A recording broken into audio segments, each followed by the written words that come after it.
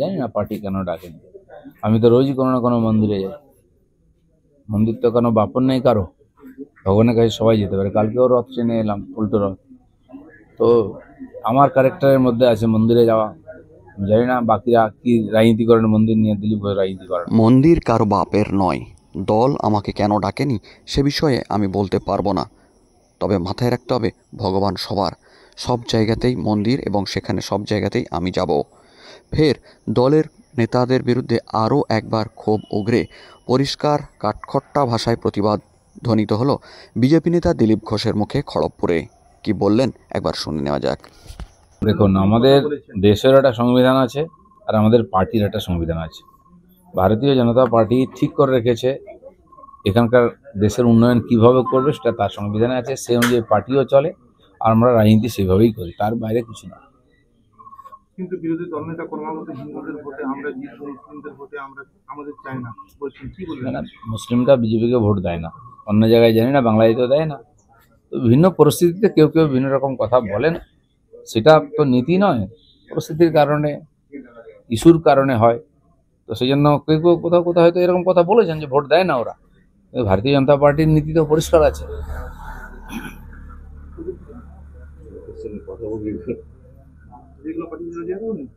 হয়ে গেছে সব, নাই কোনো প্রশ্ন নেই, আর সব শেষ। বানিয়ে বানিয়ে গল্প বলবে না, হ্যাঁ, তাহলে আজকেই শেষ।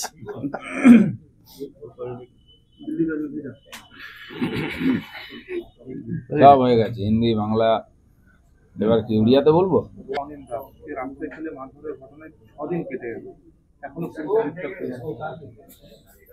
খড়গপুরে টিএমসি যে ধরনের রাজনীতি শুরু করেছে, অনিল দাসের মতো একজন সিনিয়র লিডার পলিটিশিয়ান, তাকে যেভাবে অপমান করা হয়েছে, অত্যাচার করা হয়েছে, পুলিশের তরফ থেকেও কোনো কার্যবাহী নেই।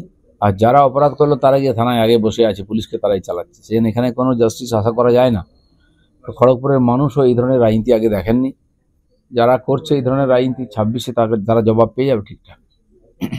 বারবার প্রশ্ন উঠছে এবং বিভিন্ন সংবাদ মাধ্যমে যে প্রশ্ন করছে নাকি তৃণমূলে যোগদান করতে যাচ্ছে, প্রশ্ন কে করছে? বিভিন্ন সংবাদ মাধ্যম। ঠিক আছে, উত্তর পেয়ে যাবে তারা।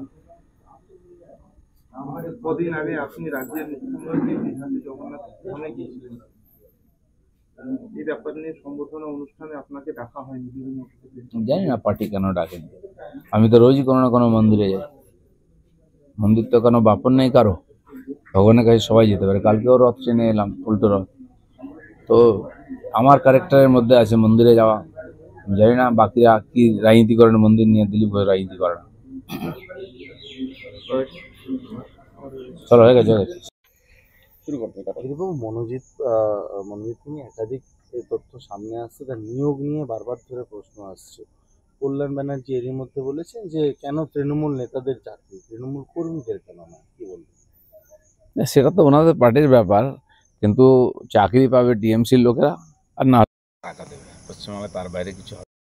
কিন্তু একজন কর্মী পার্টির, সে উকিল হওয়ার পরে, ল পাস করার পরে কী করে কন্ট্রাকচুয়াল চাকরি করে বা পায় কী করে?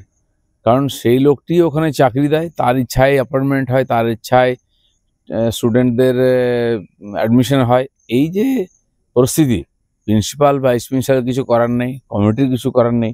একজন স্টুডেন্ট সে এত ক্ষমতাশালী হয়ে গেছে, দণ্ডমুণ্ডের বিধাতা হয়ে গেছে, সেই সব করবে। আর তারপরে তার যা জঘন্য চরিত্রের নমুনা পাওয়া যাচ্ছে, একটা গ্যাং হেভেন, ওখানে রেপ হেভেন বানিয়ে রেখেছে ওই একটা কলেজকে।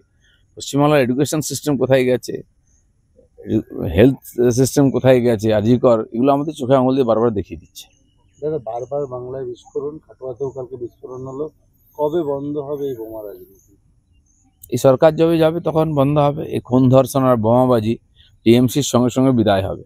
কারণ বোমা বিস্ফোরণ জেলায় জেলায় হচ্ছে আর নিরীহ মানুষরা মারা যাচ্ছে। এর চেয়ে খারাপ পরিস্থিতি আর কী হয়?